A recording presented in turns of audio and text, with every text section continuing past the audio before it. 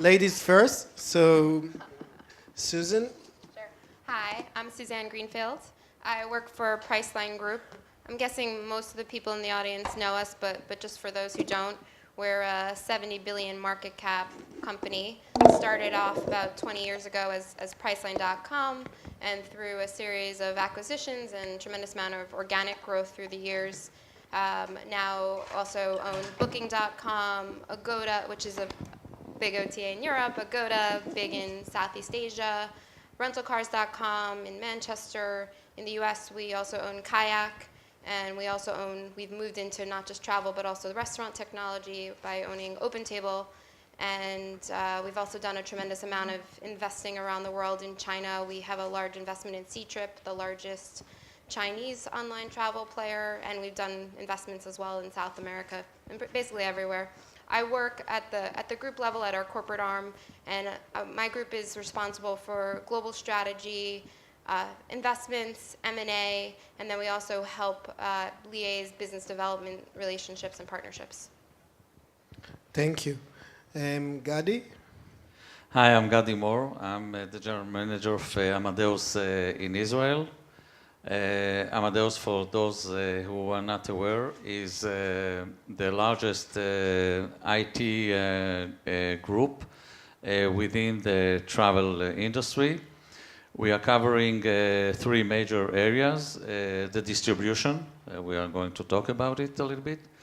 We are covering everything which is airline management, including inventory system. And we have a new stream, which is airport IT. Thank you. Imre? Hey, I'm Imri. I work for Airbnb. I hope it goes without saying. I work in the global growth team. Where are you based? That's a good question. The slogan, every night in a different house? the slogan of Airbnb is belong anywhere, and I found that pretty suitable for myself, but I spend about 30% of my time here in Tel Aviv, and the rest either in San Francisco, Dublin, or Singapore. Yeah, when Andrew confirmed that he was coming, so like all the other speakers coming from abroad, I sent him an email with all the information, and I was testing him. I wanted to see how strong the corporate culture is, and I said, look, we organize the host hotel is Rothschild 22, Fatal Hotel. It's perfectly located wherever you need to stay. And I was just waiting a little bit. So, thank you very much, but I will choose one of the beautiful Airbnb private accommodation. Yeah, he ended up booking a very nice apartment in the old north of Tel Aviv. I thought in Barcelona. Oh, well, yeah, he is paying for a listing here in Tel Aviv, but no one is using it. Okay, well, I can go there. Yeah. Guy? Hi, everybody. I'm Guy. First of all, Rome, I have to tell you, it's a wonderful event. Thank you for that. Thank you. A beautiful venue, Shimon Peres House, amazing place. So thank you for that. I'm Guy. I'm managing Sabre in Israel. Sabre, like Amadeus, is within the biggest travel technology companies in the world, based in the US. We cover distribution, which is mainly travel agencies, OTA, corporate, hotel solutions, and airline solutions. And Erez? Hello, my name is Erez. I'm the CEO of Travelio. Travelio is a platform for online travel booking. We operate in Israel Smarter. Smarter is an OTA in Israel for soon dynamic package, and now mainly flight booking. We operated Smarter in France as well. We have a big operation in France. And Travelio is a SaaS platform for B2B as well, and for the hospitality industry. And a Sabre customer.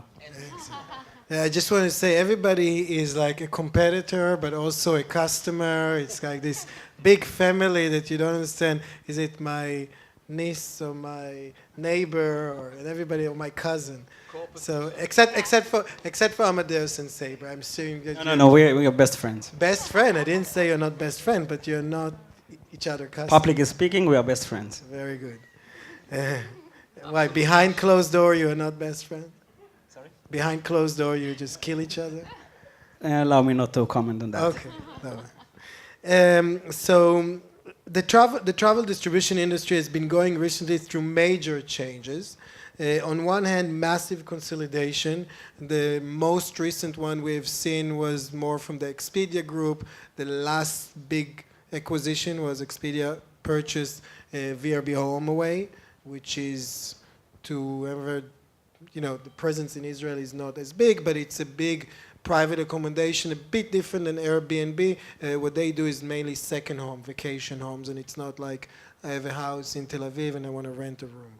That was the biggest acquisition recently of almost $4 billion. Before this, as I mentioned in my presentation, they purchased last year, they went on a shopping spree, purchased Travelocity, Orbitz, and something else, I think. We did What If. What If. Yeah, but that was a small one. Yeah, that's fine. Yeah. So basically they went and they aggressively purchased competitors. And as I mentioned before, the two big players currently are Priceline and Expedia. Let's just start before this is a little bit, maybe Susan, you can tell us about the difference of your company's strategy versus Expedia. Please go ahead. From an acquisition perspective? From an acquisition, when you look at the group itself and what you have in the group is very different when you compare it to Expedia. Yeah, absolutely. So like you were talking about, the acquisitions that Expedia has done has been kind of gobbling up competitors and gaining share. I think for us, when we do acquisitions or when we do investments, it's not really to take out competitors as much as it's to innovate in areas that we aren't currently able to grow ourselves. And that could be, we want to enter a new geography that we don't have the local expertise in. There's a new vertical that we aren't in travel that we want to enter, an emerging technology that we maybe don't have the in-house talent to develop. And so we'll partner, invest in, or acquire those types of businesses. And more Expedia, it's been very much kind of gaining share by taking out competitors, I think. Thank you. When you look at the distribution, unlike most of other vertical within the travel industry, this was the vertical that was always based on technology. We can argue how innovative the technology is and how good or bad, but it was all, even if you go back to the GDS, the distribution, it was all about technology. And the GDS started, for the ones that don't know, they really started as the airline created them in order to share the knowledge and to be able to do the one that remembered the paper tickets and what's the name of the code, the PNR code that is till today probably the most painful thing that technology-wise. So technology was always a key differentiator. Today there is a fierce competition. Are your company still keeping their competitive advantage from a technology perspective? And now I'm talking more to Amadeus, Sabre, obviously Airbnb and Priceline, as far as what do you do technology-wise to maintain this competitive advantage? Let's start with Amadeus. Well, first of all, in terms of total numbers, Amadeus is investing an yearly average of €500 million every year on R&D. The competitive advantage in terms of Amadeus is in two major areas. One is the content. We have to bring more values to our customers with more relevant, more transparency content. It can be the online players, it can be the traditional player in our market. The second thing or issue is the travel experience for the end user, no matter whether it's the end traveler or the travel agencies. This is a real, let's say, challenge that we have to tackle, and we're working hard on it. Thank you. Guy, do you guys work on the same thing, or is it a little bit different? Well, I think that for the benefit of the young people here, when people talk to me about what is Sabre or what is Amadeus, and I think in one of the first panel, the guy from, I think that was Leonardo Hotel, says, I'm still amazed that some reservation come from old system like the GDS. So let me put that in perspective. More than 50%, and I'm cautious here, I don't want to say more than 80%, of the air travel worldwide come through our system. That's Sabre and Amadeus. And for us, we process more than 1 billion transactions a day. Now, you guys, you're familiar with Twitter, you're familiar with Facebook, and all 1 billion of transactions. But I don't think there's a problem if when you search on Google and you don't get to the 1,000 page coming back. But it will be a real problem if one of these transactions is not coming to the airline and you're going to miss your seat. So as Amadeus, we invest $1 billion, $1.1 billion in our technology. A lot of that is on accessibility, reliability of the infrastructure. Yes, as other industries, our industry, customers tend to be more demanding and they want a different experience than they used to have. So we're spending a lot of money on how we can turn the traveler experience to be more easy, more even enjoyable. One of our application, probably some of you know, called TripCase, which is a handheld device, a mobile app that goes with the traveler within his travel. But we do understand that although we have 6,000 developers worldwide, there's room for innovation, and I think this is a great opportunity to shout out, and I think what you're doing is very important. There are new innovation that we are not able to do by ourselves, and we open up our system, our ecosystem, to allow third-party startups to come and bring in more innovation into our ecosystem. It's interesting because you mentioned that you're spending a lot of money on your infrastructure, and it's a very common theme, I think, for technology company, even like within Las Vegas Sense. You know, you look at the very big IT department. I mean, not so many developers, but a big IT department, big budget, and I mean, it's so difficult to maintain the infrastructure that to spend money, prioritize innovation is not easy, and that's why I think that an opportunity is to basically go and harvest outside and I think that Priceline doing it in the very structures, also spending some time with you and talking with Glenn, it's very structured how it's being done, and in my opinion it's a smart way that we don't see too many companies within the travel sector doing it. Airbnb, maybe you can talk about it a little bit as well, Imre. I've been talking to some of your corporate guys, but I think that there is a difference.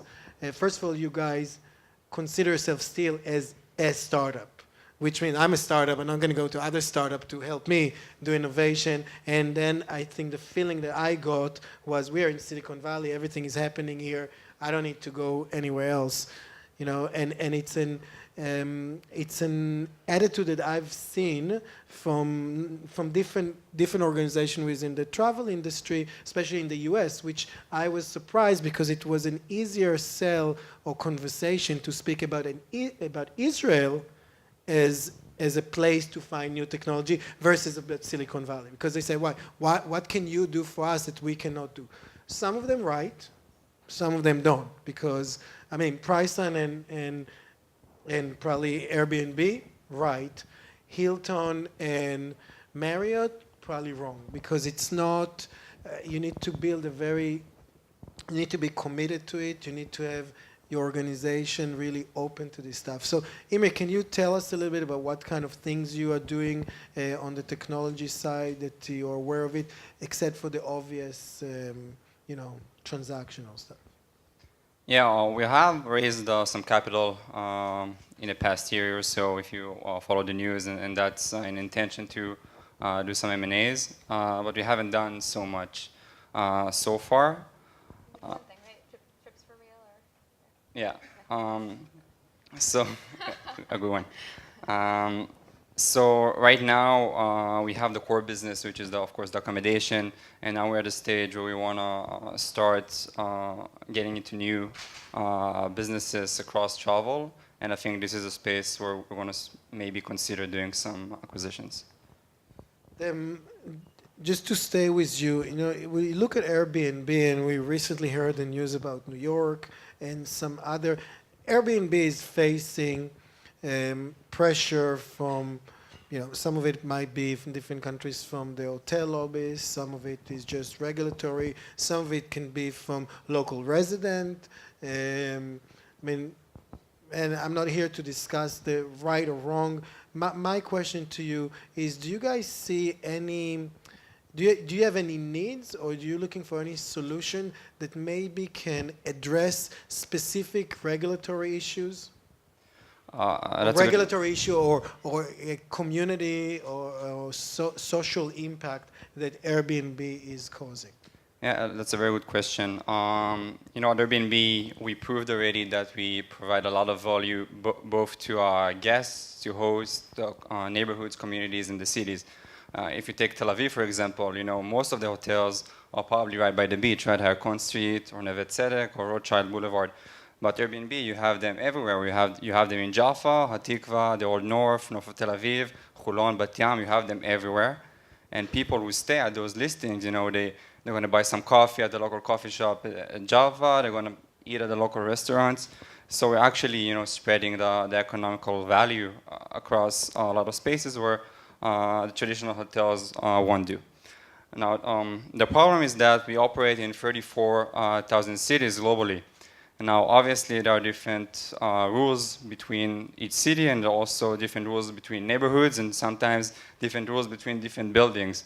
Right? That's crazy. And those rules have been there for centuries. They're so old, like they don't suit these days, or people can actually become a business.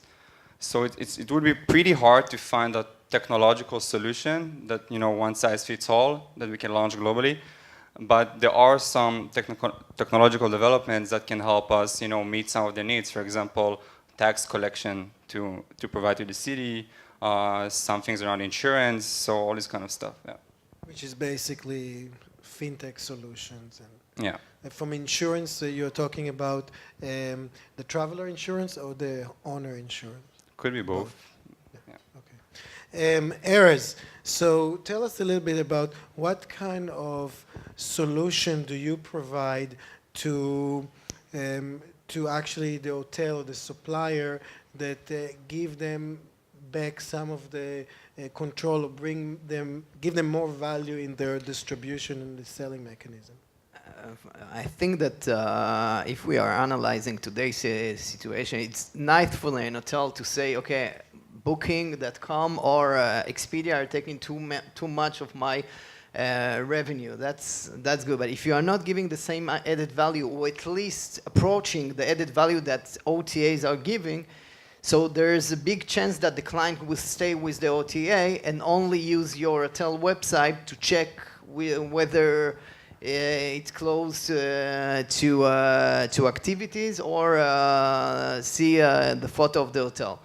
What we are what we think, what we are focused today with our belief. Even then, the OTA has better photos most of the time. Yeah, most of the time. Yeah, I think that the hotels are in a certain stage now that they know that they need to move on into the digital era, and to think much bigger in terms of technology. But how to do it, it's a different question, because till now they knew to manage an hotel. Now I need to bring the client, and what we are bringing them is the possibility to bring the added value to their site by offering the full range of product that the traveler is searching when he want to book his trip. So if he saw the hotel, he discovered the hotel wants to book, he goes to check the hotel website. The important thing from this point is not to let the client go. So the engagement must start here. And what we are giving is the possibility for the hotel to increase the conversion, make additional revenue, which is major concern to that. How do I get more revenue from the client? Because only the room night is starting to be not enough. Why? Because the CPA is going high. When the CPA is going high, I need to make more money. So, so I think that today... So what other things they can book when... They can book the flight, they can book a car rental, and especially they can book tours around the hotel, which is the first product. I'm coming to a resort. I'm staying with a full week in the resort. I want to buy in advance the services. Why the hotel couldn't sell them those servicing in this? Why they are booking their room? Where are you getting your inventory from?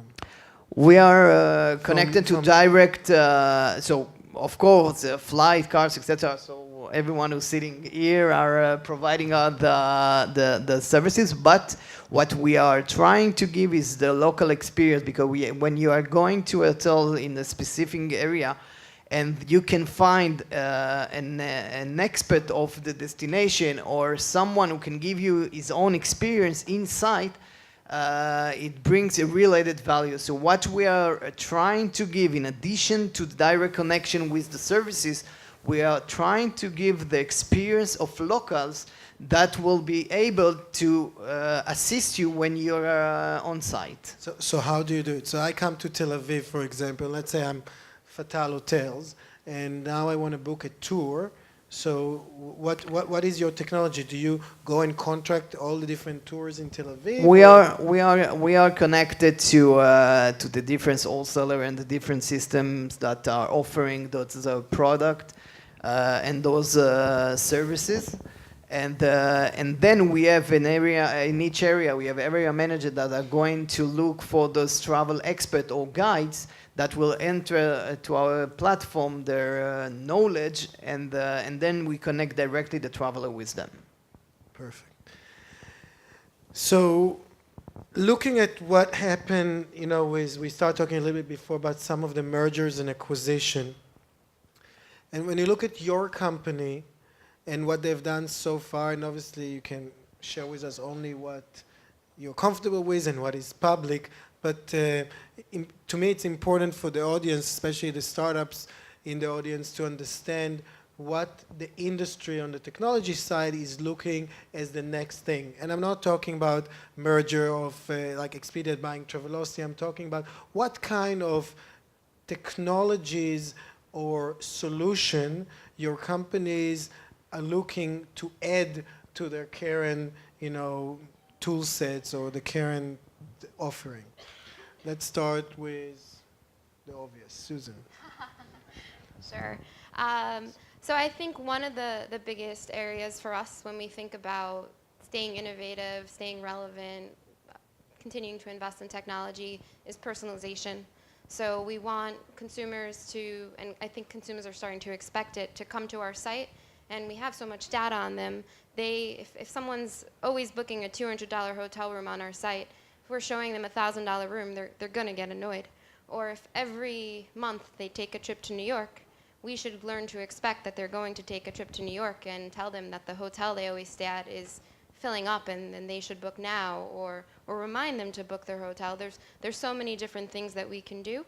So definitely with machine learning and I guess what people are calling AI, being able to create greater personalization and a more seamless, easy consumer experience for our customers is probably, I'd say the biggest area of focus. So here you're talking about your existing customer and basically getting more of their, more of the wallet share by offering more customized offering to their needs, correct? Yeah, getting more wallet share, making them overall just happier, so we increase customer loyalty, so they come back more often, or just maintaining that, right? The same company that maybe was the most popular for travel 10 years ago isn't necessarily the same company that's popular today. Airbnb didn't exist, a couple years ago. So how do we keep innovating? How do we keep staying relevant? How do we keep our customers happy? And this is more and more what we're seeing that they're demanding. What about, some people argue that basically the OTAs are not, travel is just a side business for them. They're really in the media, in the search business, because you spend so much money a year with Google. What do you do? I mean, there's all kind of things that's happening today with Google. I mean, at the end of the day, the industry is always afraid of the OTA, but the 800-pound gorilla in the room is really Google, and Google is connecting direct now to the hotel. Google see issues with more rich content that to an extent reduces their ability to convert on search. So if you go today, if you Google something, in the past you would see just 2 sponsor ad on top and then maybe things on the side. Now you see almost a full page, and then if you want to find, the organic search, it's way down under there. So on one hand, Google is feeling the heat that from the on making that rich content is more relevant than advertising. On the other hand, it increases the cost of acquisition for the OTA.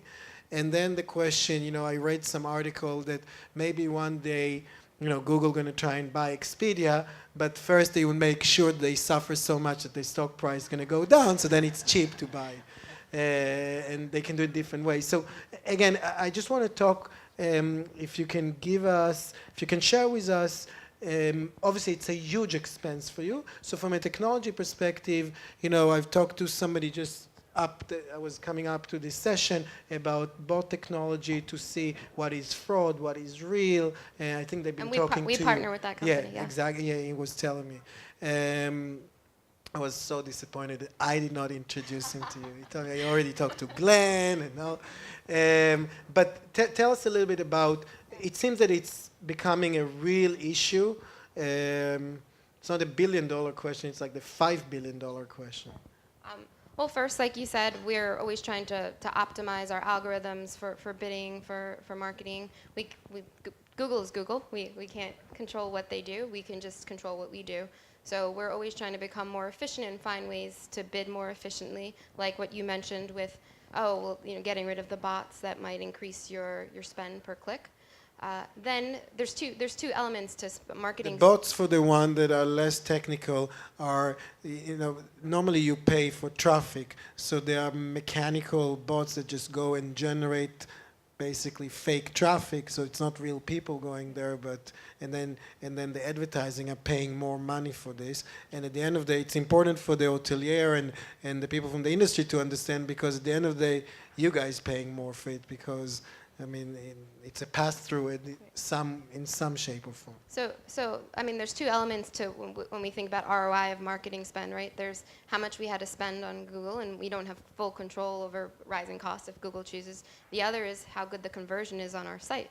The stronger we can convert, the easier we make the user experience, the more information we provide, the more hotels availability we have, the higher the conversion. The higher the conversion, the more we can spend on Google. So we focus on conversion. We are doing thousands of A/B tests a day on our sites to constantly optimize our site for that optimal consumer experience. And then taking it up a step, I guess, is what I was just talking about, is if you can personalize and make it even easier for the user, then they're going to convert even further. So we focus on what we have control over.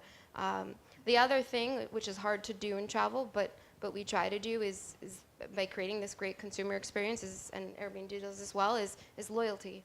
So you only have to spend on marketing if you can have that user come directly to your site. To the extent that you can do good branding and have your brand associated with a great consumer experience, great customer service, best pricing, availability of all hotels. Maybe someone will say, well, why do I have to go anywhere else? If I go to Booking, then it has everything I need, and it's easy, and I get every hotel, and I get the best price, and their customer service is fantastic, and then we don't have to pay any marketing dollars. So it's really optimizing our site and optimizing the overall consumer experience so that people want to come to the site. Imri, what do you guys do? To an extent, you are what I'm calling an up-and-coming OTA. And regardless, you spend a lot of money as well on the same, some of the same issues. First, I totally agree with Susan, everything she just said. I think in terms of marketing budget, we probably spend, pickles comparing to the big OTAs.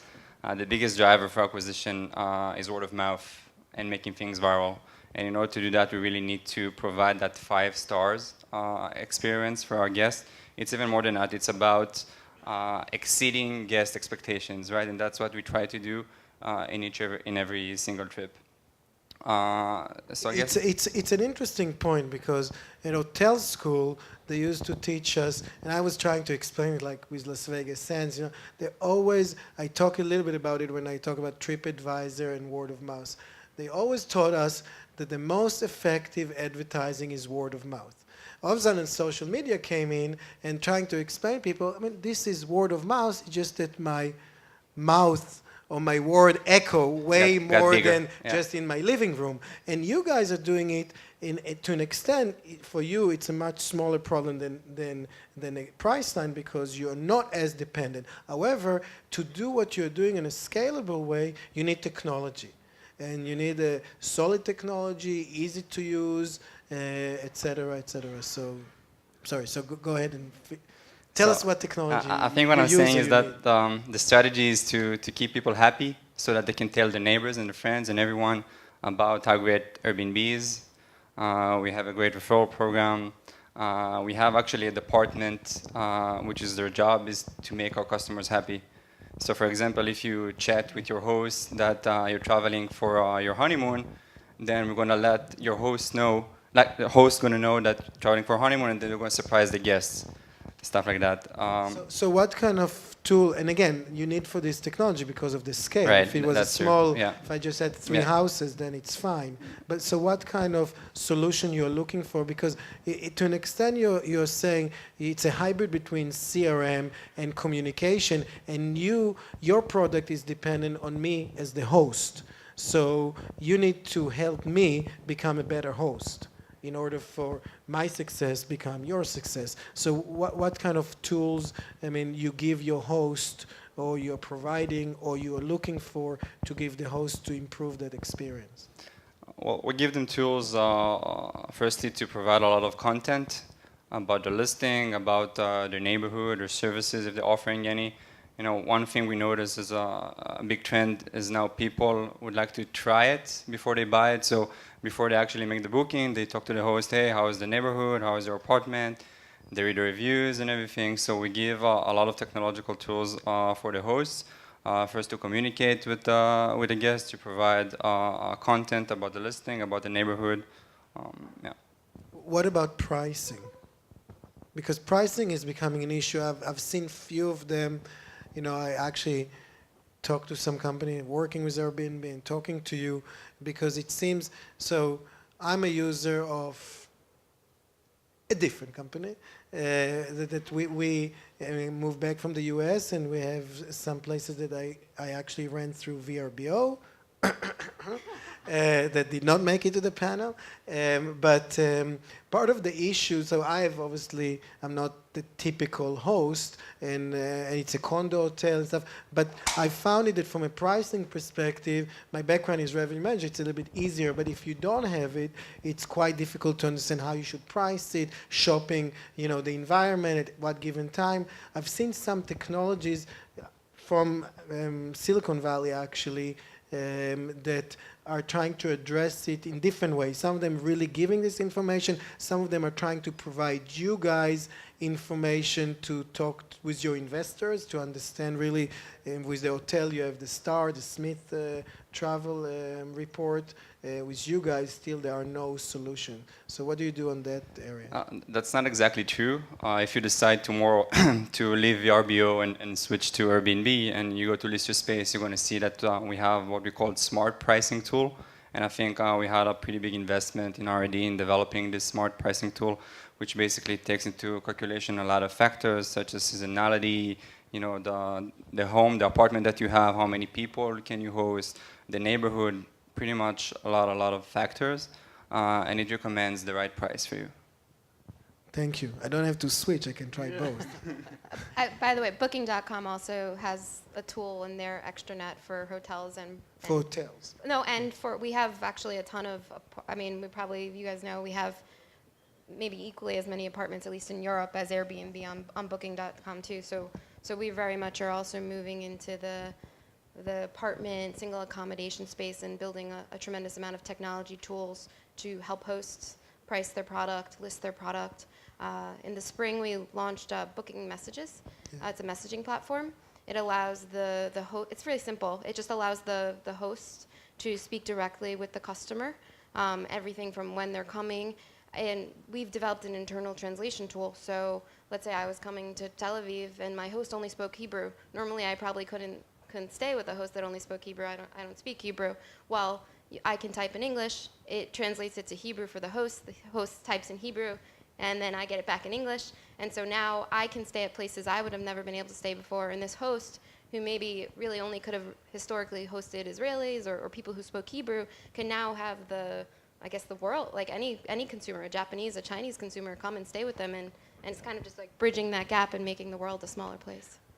I think that if we are looking for the major challenge now that everyone is facing in the tech part, in technology part, it is three major channels. When we just heard here is reliable content. This is one thing that we see very important.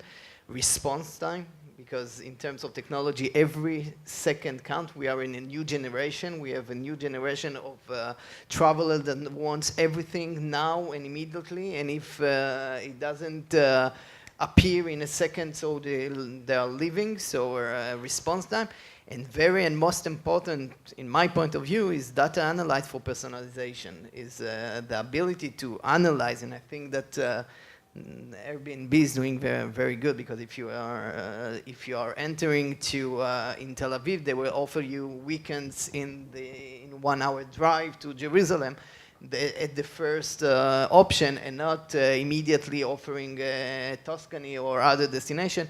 And those are the three major challenges that, even if it is small OTA, big OTA, or hotel, everyone should be concerned about data analyze and personalization, and of course reliable content. Because if we are spending our time only to written content to satisfy the Google, or to satisfy the search engine, that's really what we did like 5-10 years ago. But today, the client, if he sees and he finds the content not reliable for what is really searched and doesn't give him any experience, he just can leave, even if the price is good, and a lot of things can be good, but he's looking more and more for content.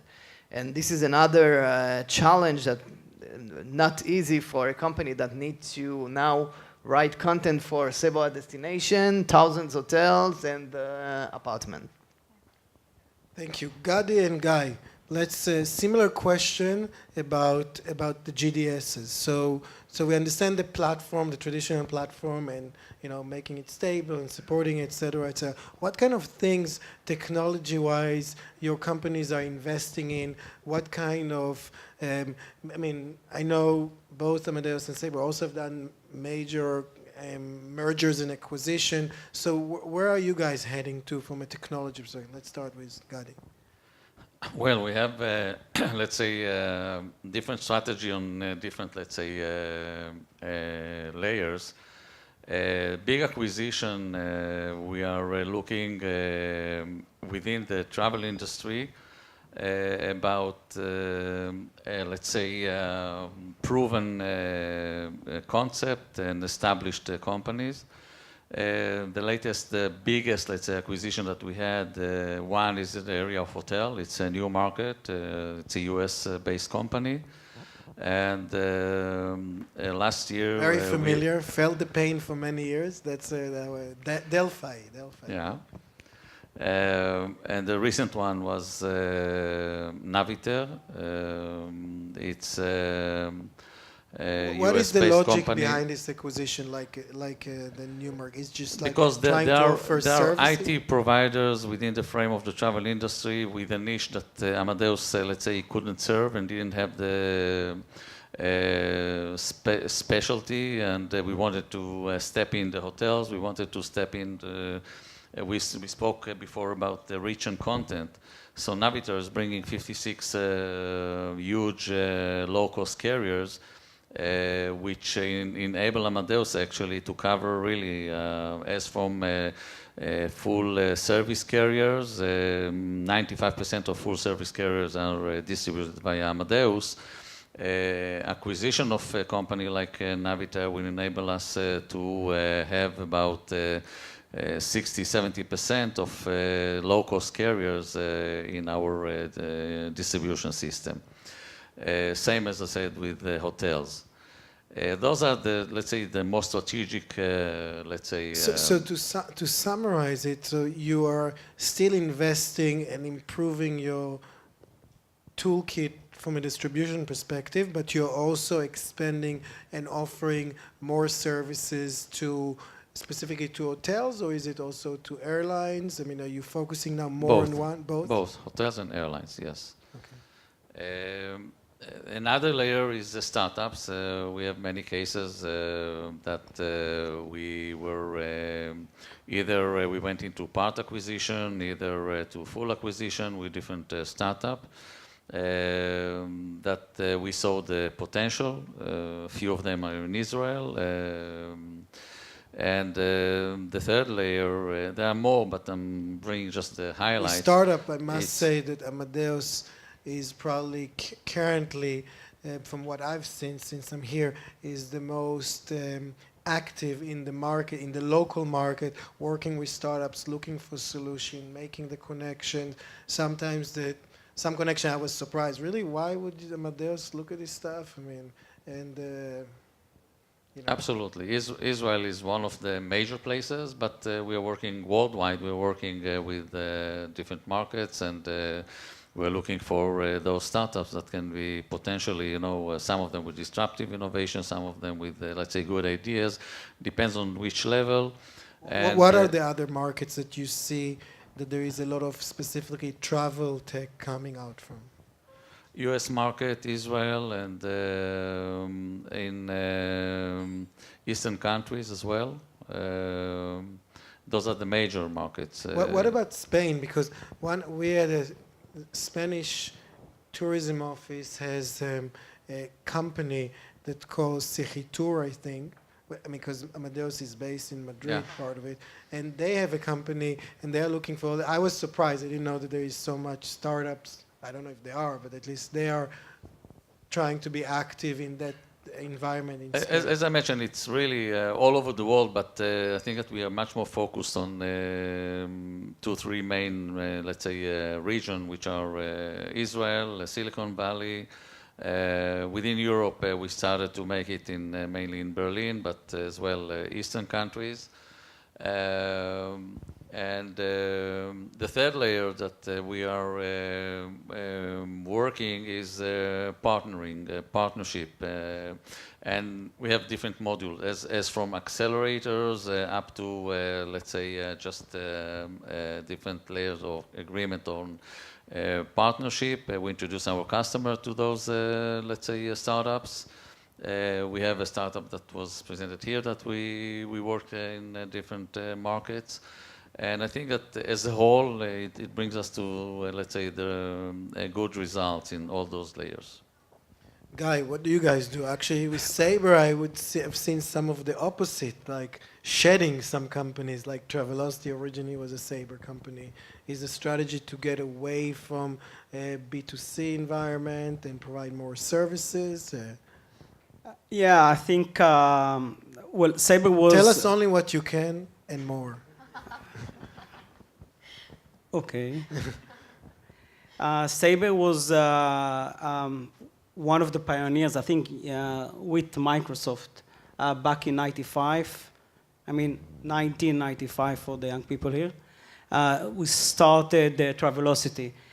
I think throughout the time, it turned to be more of a feel for us about what's going out there in the space, that we are not a real player because we are really playing on the B2B side. And I think we had the courage to admit that we are not that good, especially when we compare ourselves to Expedia and when we offload that. But I think if you're looking at where Sabre invests and as Gadi said, and I think Saber and Amadeus kind of similar in that, we really, our M&A is really more mature companies rather than startups. But I think for the startup community, to understand where we invest, you need to look at the different parts of our businesses, which is actually the different parts of the industry. So we look at distribution, we can divide that to OTA and TMCs, or corporate travel and OTA. So on the OTA side, as Erez said, it's all about how we can provide faster response, better response, more response. You know, I've been to this industry for almost 15 years, and you know, to get back an XML response of 50 different itineraries was, I think, 10 years ago, unbelievable. Today, Expedia asks us to provide 1,000, okay, different itineraries. So that's where we heavily invest in. I think in terms of the technologies companies, it's all about IT, how you manage your IT, make it more efficient, make it more robust. That's one area, I think, for the OTA. On the TMC's part and the travel agencies, actually, that still serve a fairly big amount of the travelers. It's all about providing them better tools to serve their customers. And more we talk about the traveler experience. As I said before, the ability throughout its itinerary to give him all the information he needs. And not only, you know, it used to be that you want to be able, once you're on your trip, to be able to know if there's a delay, so you can postpone your taxi to the airport. But I think today what we see, and I think it's across all industries, travelers are much more demanding. They want to have better information, not only about the actual trip, but things around it. So we are looking to invest there from, and also in that sense, where we interact with fintech. That's also a place we are talking, virtual payment and stuff like that. That's something we invest. And if I leave for a minute the distribution, talk more about airlines. Okay, I know you're keen to talk about hotels. You're talking about hotels the whole day. I got bored here. I mean, air is the one we are playing in. That's the big thing, right? Sorry for that, guys. But I think our industry and our businesses is kind of under pressure with all the different things going on, especially because of technology. You know, 15 years ago, if an airline wanted to distribute its seats, it will have to go to a GDS. Today, you can see airlines that diversify their content through a GDS and outside of GDS, and that makes the business very complicated. I think one of the things we are investing heavily is trying to represent the value to our suppliers and many airlines, and how we can help them make their business better, not only by distributing evenly the seats. So I think that's a place where new technology can really support that. Next conference already, the guys from IAG promised they really wanted to be here, so we'll focus on airline as well, even though they are not as important. That's not where most of us make money. Let me just open it to the, because we need to finish, we are out of time, and doing what I hate other people doing is never let the audience ask any questions. So are there any questions? And if you do, please have a short one and to a specific person in the panel. Any question? Yes. To Susan, please. What's your perspective on conversational interfaces? So the whole world of bots, whether in voice or chat, Kayak was one of the first ones out. Exactly. So where do you see that? Yeah, absolutely. Yeah, you're completely right. So Kayak has an Alexa skill. It has a Slack bot. It has a Facebook Messenger bot. We think chatbots or just conversational commerce and kind of all of that is the future. They'll be in the future when people are searching for travel. The way people search for travel today is a little bit awkward. It's not how you speak. People are going to want to start speaking, searching for travel more just using their voice. So why do I have to type it? Or using a chatbot and actually just writing a question the way I would ask a question. So it's all about creating the right technology to parse language properly, to understand the way people speak and interpret voice, interpret written language the way it's actually written, as opposed to the kind of odd way that we search or and provide that to consumers. More and more consumers just want to search easily, and so chatbots are a great way to kind of further that. Thank you. No voice recognition ever recognizes what I'm trying to say because of the accent. Except for like, when you call the airline today and they say no, yes, cancellation. It's getting a lot better. It is some getting. Of the, some it of is the getting. current If they account- recognize my yeah. accent, it is Google getting just better. put something out that's phenomenal. Yeah. Any other questions? Yes, please. Okay, exactly what I asked not to do. Who exactly in the panel you would like to? Okay, all of you. I will choose who's going to answer. What do you think about an added value for the customer if, for example, he ordered a plane or a car to give him a trip, maybe if he rent a car in Firenze, to give him a trip to Tuscany. Recommended trip. What do you think about it? I will have Guy answering it. Well, let me answer on an angle on that. I think some of the research we see is a lot about, I think it's called the leisure traveler. So if you go to a business travel, how you can combine into that a leisure trip.